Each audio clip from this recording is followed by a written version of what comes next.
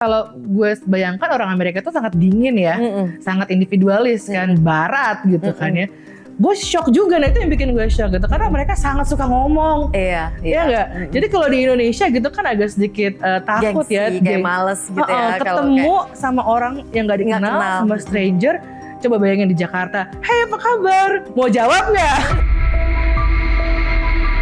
Menurut lo gimana sih sebagai pendatang dari Asia dan Muslim, kalau misalnya kita gimana sih seharusnya bersikap kalau ada kayak kasus-kasus rasis kayak gitu?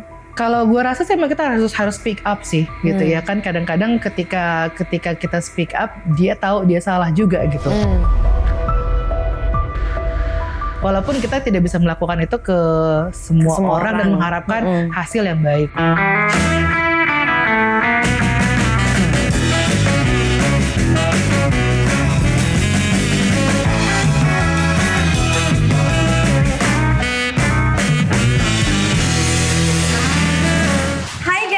Selamat datang kembali di UN Experience. Di episode kali ini kita akan berkenalan dengan TC, salah satu teman gue yang sekarang sedang mengambil program S3 yang ditanggung penuh oleh Fulbright Scholarship Program. Bukan kaleng-kaleng loh, ini PhD, tapi bukan Pizza Hut delivery ya. Ini program dokter di University of Alabama yang berlokasi di Tuscaloosa, Alabama. Sebelum kembali menjadi mahasiswa, TC berkarir sebagai dosen di salah satu universitas di Cikarang. Selain itu, TC juga seorang pencinta musik dan telah mengeluarkan beberapa singlenya sendiri yang bisa diakses via YouTube atau musik streaming ya guys. Percuma buai katamu, percuma sikap manismu. Nah, kita akan berbincang-bincang dan mendengarkan cerita dan kisah hidup teman gue. Hai TC, gimana kabarnya? Baik. Gimana nih so far perjalanan di New York City nih, jalan-jalannya? New York, it's my dream. jadi emang udah lama banget pengen ke New York gitu ya, dan sekarang kesempatannya karena kan terbiasa gitu ya menonton film ataupun series yang punya setting New York City. Ya banyak yang bikin wow, banyak juga yang bikin ya oh kok tidak seperti yang dibayangkan ya. Tapi overall menarik. Waktu di Jakarta kan lo sangat aktif ya. Pernah jadi penyiar radio, kerja kantoran, jadi penyanyi, dosen. Terus ceritain dong soal karir lo dan gimana akhirnya lo bisa sampai ke Amerika. Ya dulu gue berkarir cukup panjang menjadi seorang radio broadcaster. Dan gue merasa wah gue udah living my dreams ya, karena itu adalah pekerjaan impian ya kan. Tapi di tengah jalan gitu gue merasa gue harus mencari karir yang lebih sustain. Bukan berarti radio broadcaster itu gak sustain ya, tapi karena gue ngerasa gue kurang kompetitif aja di situ karena banyak para pelaku industri tersebut. Terus gue memutuskan untuk memperkaya diri gue dengan ilmu. Gue kuliah S2 lagi karena pengen menjadi seorang strategist communication. Terus gue kuliah dan di tengah setelah selesai kuliah ternyata gue ditawarkan untuk menjadi seorang dosen dan akhirnya jatuh cinta sampai sekarang. Kenapa milih kuliahnya di Alabama? Kenapa nggak milih kayak misalnya kayak New York atau Boston? Ya sih awal-awal tuh kalau orang-orang Indonesia gitu kalau nanya kuliahnya di mana, kampusnya di mana gitu kan, pasti kan yang ring a bell tuh yang tadi di kota-kota tadi ya, di New York atau di Boston atau di California. Kok tiba-tiba Alabama di mana tuh? Well, yang namanya program PhD itu agak beda dari program undergrad ataupun master, karena biasanya yang dicari adalah fit ada atau cocok dengan profesor atau advisor kita sama bidang atau research plan kita. Nah kebetulan karena gue itu di bidang komunikasi dan ingin mengkomunikasikan dengan musik, ahlinya itu adanya di The University of Alabama. Makanya. Dan alhamdulillah akhirnya gue bisa berkesempatan untuk kolaborasi dengan expert profesor di universitas tersebut. Program S3 yang lo ambil ini bidangnya apa sih? Boleh nggak kasih summary-nya? Iya, kebetulan gue ngambil PhD Communication and Information Sciences. Punya specialty atau concentrationnya di Social Justice and Inclusion Advocacy. Nah itu juga yang membuat gue memilih The University of Alabama karena itu adalah salah satu yang terbaik untuk area tersebut. Dan kenapa gue memilih itu adalah karena kebetulan gue adalah seorang social activist, pengajar, dan juga musisi. Kayaknya gue pengen menggabungkan kedua dunia tadi gitu loh ya. Karena itu adalah sesuatu yang menjadi passion gue, karena gue tahu yang namanya kuliah itu tuh sangat bisa membuat mental breakdown ya. Iya. Nah, ketika melakukan sesuatu yang disuka, mudah-mudahan agak sedikit meminimalisir tuh. Terus kenapa sih lo tertarik dengan program ini? Jadi gue tertarik sama program ini, banyak kampus di Amerika Serikat, terutama di University of Alabama, mereka itu sangat multidisciplinary gitu ya. Jadi nggak hanya satu disiplin aja, bisa aja tuh mengkomunikasikan kayak tadi, misalnya gue komunikasi. Di PhD itu kita ada yang punyanya, ada namanya program committee, ada 5 orang. Nah itu nggak semuanya dari komunikasi, 1 orang ada dari etnomusikologi. Nah itu makanya gue tertarik, karena itu adalah sesuatu yang sangat baru buat gue, dan kayaknya cukup langka ya di Indonesia, dan semoga aja sih bisa menjadi menjadi kontribusi gue nantinya. Oke, keren banget deh. Nah ini tuh berapa lama programnya? Susah nggak sih buat lo? Program PhD di Amerika itu bisa gue bilang brutal ya. Jadi itu 4-5 tahun teman-teman, karena di Amerika itu berbeda sistemnya sama di Australia atau di Eropa atau di Indonesia, karena kita harus menyelesaikan yang namanya coursework selama 2 tahun, baru ada yang namanya qualifying exam, baru mulai tuh penelitian. Kalau misalnya di negara lain mungkin baru datang udah langsung penelitian gitu. Sementara kalau di Amerika harus kuliah lagi gitu kan ya, karena mereka ingin kita siap seperti itu. Tapi buat gue sama teman-teman gue di cohorts, memang itu berat, tapi kita punya prinsip seperti ini. Pain is temporary, PhD is forever. Iya bener banget Jadi ya. tahan-tahan aja dulu painnya 4-5 tahun, nanti kan selamanya dipanggil dokter. Iya bener banget tuh, bener banget. Setiap orang kan punya alasannya sendiri ya buat ikut program akademik yang lebih tinggi. Nah buat lo apa sih alasan lo buat kuliah lagi, dan kenapa itu penting buat lo? Iya sih, banyak sih yang bertanya gitu ya, kuliah lagi apalagi di usia gue yang sudah tidak muda lagi ya kan. Gue lulus master itu 13 tahun yang lalu, jadi bayangin aja udah lama banget itu gue nggak buka-buka buku, nggak ngerjain tugas dan sebagainya. Yang membuat gue adalah klise sih kedengerannya, gue ingin hidup gue tuh bermanfaat ya buat orang lain. Terus apa sih ekspektasi lo setelah memiliki gelar PhD nanti? Dreams lo apa sih? Jadi dreams gue itu sebenarnya gini, karena saat ini kan gue aktif di advokasi di anti kekerasan seksual. Jadi gue punya satu community base bernama Saling Jaga Indonesia. Jadi silakan ya teman-teman di follow Instagramnya @salingjaga.id. Di situ kita advokasi soal itu. Nah mimpi gue adalah saat gue sudah mendapatkan ilmu, networking, dan juga bisa kolaborasi, gue ingin bikin inkubator gitu untuk para musisi, untuk para pekerja kreatif, di mana kita sama-sama menciptakan platform nantinya gitu ya. Bisa itu audio, bisa itu audio video untuk promoting ataupun untuk awareness anti kekerasan seksual. Dan diharapkan nanti bisa juga mempengaruhi policy maker di Indonesia. Lo kuliah ini kan full dibiayain oleh beasiswa Fulbright ya. Nah ini siapa sih yang mensponsori beasiswa ini?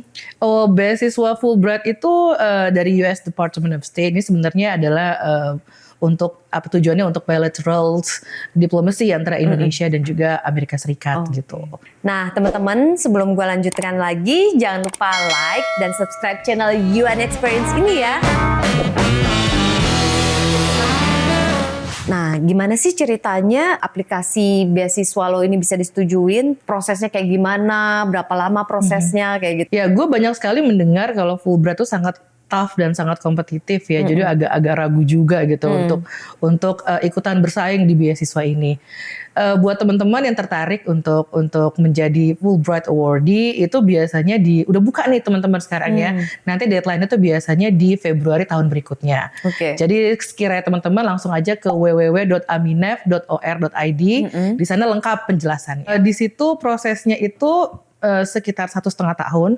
Jadi gue inget banget tahun 2021 di bulan-bulan seperti ini, Desember gitu ya, ada pengumumannya, terus gue menyelesaikan formulir di situ, terus gue kirim ke Aminef di bulan Februari. Dan gue menunggu jawaban untuk dipanggil interview itu sekitar bulan Mei. Habis itu ada keputusannya itu di bulan Juli. Dan itu juga bukan langsung keputusan kita menjadi grantee karena masih ada proses lainnya. Misalnya teman-teman harus mencapai nilai GRE ataupun IBT TOEFL tertentu, tergantung programnya.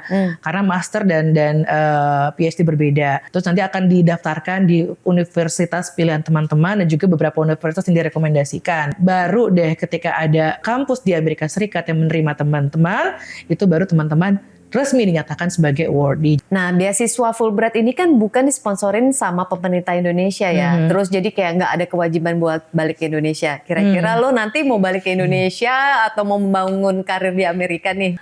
Jadi Fulbright itu beasiswa dari pemerintah Amerika Serikat. Nah, tadi seperti yang gue sebutkan di depan, tujuan dari beasiswa ini adalah membangun hubungan bilateral antara Indonesia dan Amerika Serikat. Tentunya gitu ya, gue harus berkontribusi juga untuk Indonesia dan gue harus balik. Untuk Fulbright sendiri itu ada persyaratan juga. Misalnya setelah lulus itu harus ada yang namanya gue harus balik ke Indonesia dan tentunya gue berniat balik ya. Karena tadi banyak niatan-niatan yang harus gue wujudkan gitu ya. Itu tapi secara umum teman-teman gitu ya, Fulbright sendiri itu mensyaratkan misalnya 2 tahun untuk residency di Indonesia. Baru teman-teman bisa mengapply visa untuk kerja dan sebagainya di Amerika Serikat. Terus siapa sih tokoh-tokoh terkenal di Indonesia yang lulus dari Fulbright gitu? Tahu nggak siapa aja? Kebetulan gue ketemu sama Ayu Kartika Dewi ya, dia adalah staf khusus presiden dan dia waktu itu memberikan keynote speech di pertemuan kita. She's amazing. Terus ada nama-nama lain karena gue anak komunikasi gitu ya. Jadi selama ini gue baca buku-buku komunikasi.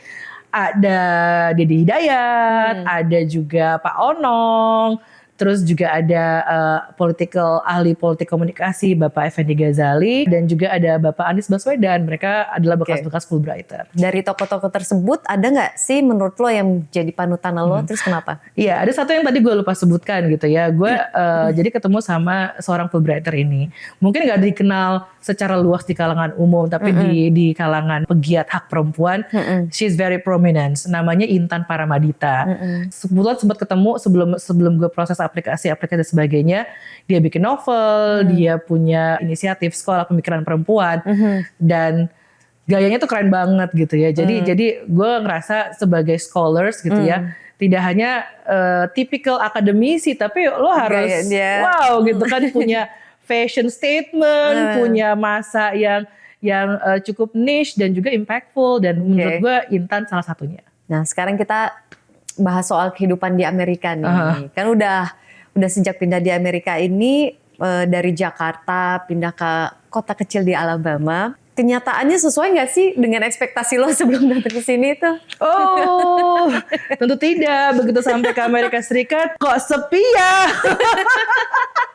Karena kan selama ini kan yang gue lihat itu Amerika Serikat sangat rame ya nggak? Gue nonton film-film zaman kita 90-an ya, dari Beverly Hills lah, dari Sex and the City lah, Friends, itu rame kan? Jadi pas gue mendarat di selatan Amerika Serikat gitu kan, semacam gitu ya kan. Jadi ya berbeda gitu ya. Jadi tidak seperti yang gue bayangkan aja gitu. Terus apa aja sih aktivitas lo sehari-hari sekarang? Ya ke kampus, ngerjain tugas, terus kadang-kadang ada social gathering sama beberapa teman. Dan kebetulan di Alabama itu penduduknya super nice. Mereka tuh sangat ramah. Dan mereka suka ngundang kita ke misalnya ke dinner atau ke acara-acara yang mereka inisiasi untuk international students kayak kita. Terus happy nggak lo sama kehidupan lo sekarang? Itu pertanyaannya agak sedikit filosofis ya. What is happy? Ya ups and down sih. Kalau misalnya saat mengerjakan tugas gitu ya, itu kayak nangis tiap malam gitu. Karena kayak ini kapan kelarnya sih gitu kan gue mau liburan gitu. Tapi ketika kelar, terus gue menghadiahi diri dengan jalan-jalan. Yes, I think I'm happy. Apa aja sih culture shock yang paling berasa buat lo sejak pindah ke sini? Culture shock karena gue anaknya sangat kota ya.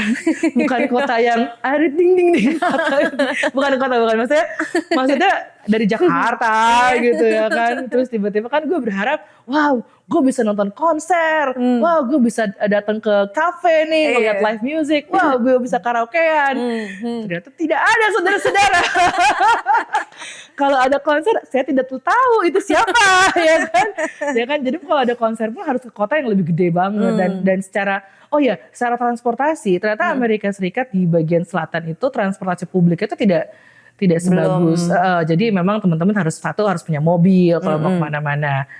Dan kalau transportasi yang diandalkan ya sangat terbatas gitu kan. Sementara untuk kemana-mana kan kita perlu kendaraan ya. Uber atau Lyft itu akan sangat mahal. Iya, nah pasti. itu sih menjadi culture shock gitu. Jadi kayak harus berpisah dengan dunia gembira-gembira itu. Jadi sekarang harus Mulai meditasi.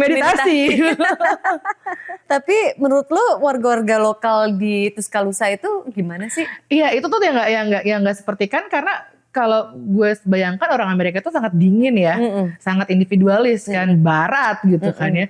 Gue shock juga, nah itu yang bikin gue shock gitu, karena mereka sangat suka ngomong. Iya. Iya nggak? Jadi kalau di Indonesia gitu kan agak sedikit takut Gengsi, kayak males gitu ya. Kalau ketemu sama orang yang nggak dikenal, kenal. sama stranger. Coba bayangin di Jakarta, hey apa kabar? Gitu. Mau jawab nggak? Kalau di sini tuh langsung gitu kan, kita ketemu gitu kan, nggak cuma good morning atau hi gitu kan ya, hey how are you gitu kan ya. Kalau kita jawab bisa panjang, mereka akan ngajak kita ngobrol dan mereka itu yang sangat wah gue nggak kebayang ya. Jadi emang bener-bener kalau kita ngomongin soal culture, kita soal stereotype, soal perspektif kita sama bangsa lain gitu ya. Gue sendiri mengalami ternyata berubah gitu kan. Ternyata they're nice, mereka sangat warm, welcoming gitu.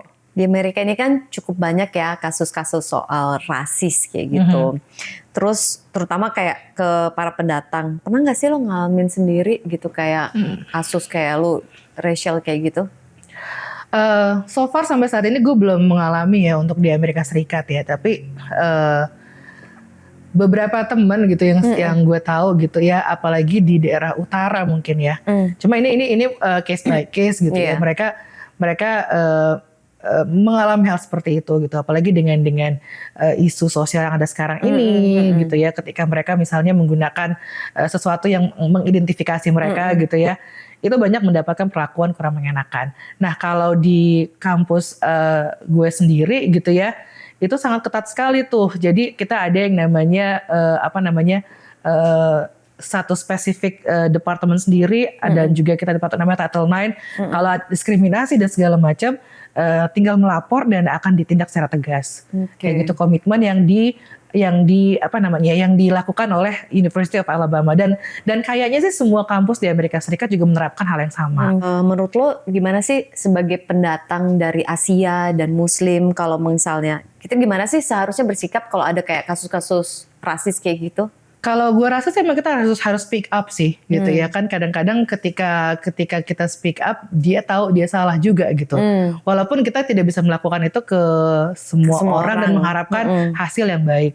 Tapi kalau di Alabama sendiri gitu teman-teman ya, mereka itu memang sebagian besar mayoritas adalah beragama Kristiani gitu. Jadi bisa melihat gereja di mana-mana. Ya kan, mereka sangat religius gitu. Tapi ada masjid. Ada masjid dan juga ada beberapa tempat-tempat yang menjual makanan halal. Jadi selama ini di kota Tuscaloosa setidaknya itu saya lihat sih sangat harmonis ya hubungan antara warga di sana dan juga para pendatang. Terus di sana ada nggak sih teman sesama Indonesia di Tuscaloosa? Nggak nyampe 10 jari. Jadi di Alabama Tuscaloosa tuh dikit banget, so please come dan kita ketemu ya. Iya di Alabama sendiri itu untuk di kampus gue itu gue ketemu sama teman-teman dari penerima beasiswa LPDP. Ya mereka juga belajar di sana, itu ada sekitar 4-5 orang. Terus Fulbright dari Indonesia ada 2 orang sampai saat ini. Jadi sekitar 6 ya, dan yang lainnya juga ada beberapa anak undergrad yang kebetulan keluarganya memang bermukim di Alabama. Dan kita ketemu di sana. Dan itu seru banget ya. Jadi kalau misalnya ngumpul ya, walaupun kita memang ya kemana-mana ya, kita jauh dari mana-mana, ketika kita ngumpul sama orang dari negara sendiri, bisa ngomong bahasa sendiri, itu emang beda. Jadi gue mengerti gitu kenapa orang udah jauh-jauh kuliah temennya sama orang Indonesia lagi. Karena emang nyaman itu nggak bisa priceless gitu sama bangsa sendiri. Jadi datang ya ke Alabama ya. Kita soalnya kalau di kampus itu kita baru bisa bikin asosiasi misalnya mahasiswa Indonesia kalau anggotanya itu ada 10 orang. Kita belum nyampe 10 orang, minimal 10 orang. Jadi kita nggak bisa bikin tuh klub Indonesia gitu.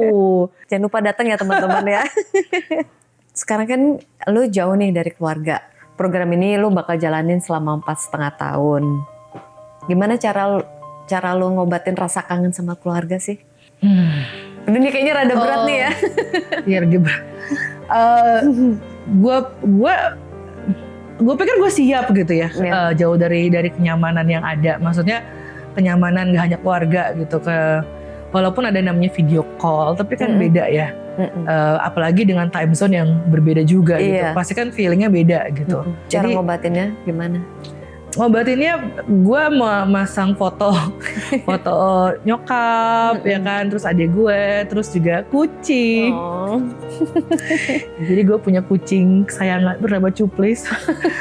Ya jadi kadang-kadang kayak ini aja sih, kayak ini crazy cat lady video call gitu ya, tiba-tiba piu-piu lagi ngapain?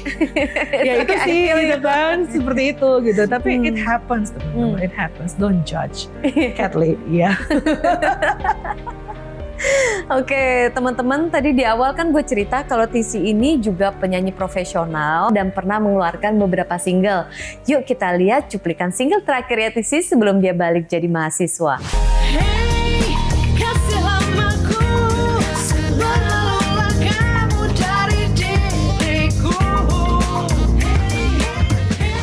Nah Tisi, kasih dong 3 tips apa sih yang harus dipersiapkan buat teman-teman kalau mereka mau mencari beasiswa ke sekolah di luar negeri?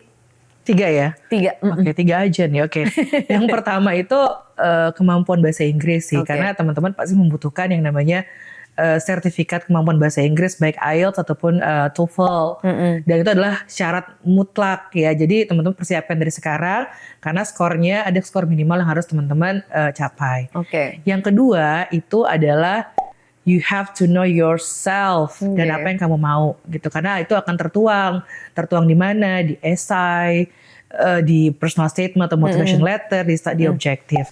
Kalau bisa nih teman-teman juga udah harus mengerti banget bidang yang teman-teman akan ambil. Maksudnya mengerti bukan udah tahu gitu, enggak. Tapi you know spesifiknya itu apa. Misalnya kalau fisikanya di bidang apa yang lebih spesifik. Kalau komunikasi seperti apa. Yang ketiga adalah kepo. Oh, kepo itu bukannya kayak BTS, Blackpink gitu ya?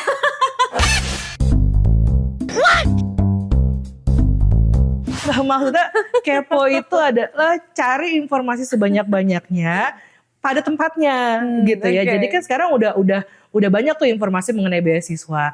Nah kalau gue tuh ya waktu itu juga saking keponya nih, gue liatin siapa sih penerima beasiswa ini sebelumnya. Karena itu gampang banget teman-teman ditemukan. Kalau di Fulbright sendiri itu ada direktori alumninya, ya kan tahu nama lengkapnya, ketemu deh LinkedIn-nya, ketemu deh IG-nya, gue DM dong. Jadi sampai segitunya ya, sampai segitunya gue DM gitu, terus gue tanya, hai gue Tisi, sorry ganggu nge-DM ini, gue tahu lo penerima beasiswa Fulbright, boleh kasih tahu nggak sih tips-tipsnya membuat esai, menghadapi wawancara dan sebagainya. It works, ya kan it work gitu kan, karena yang gue dapatkan informasinya dari first hand experience gitu, dan trust me mereka akan sangat open dan sangat terbuka untuk membantu kalian. Jadi perkuat daya kepo kamu. Oke Tisi, thank you banget nih udah sharing pengalamannya kehidupannya jadi mahasiswa PhD paling hebat deh.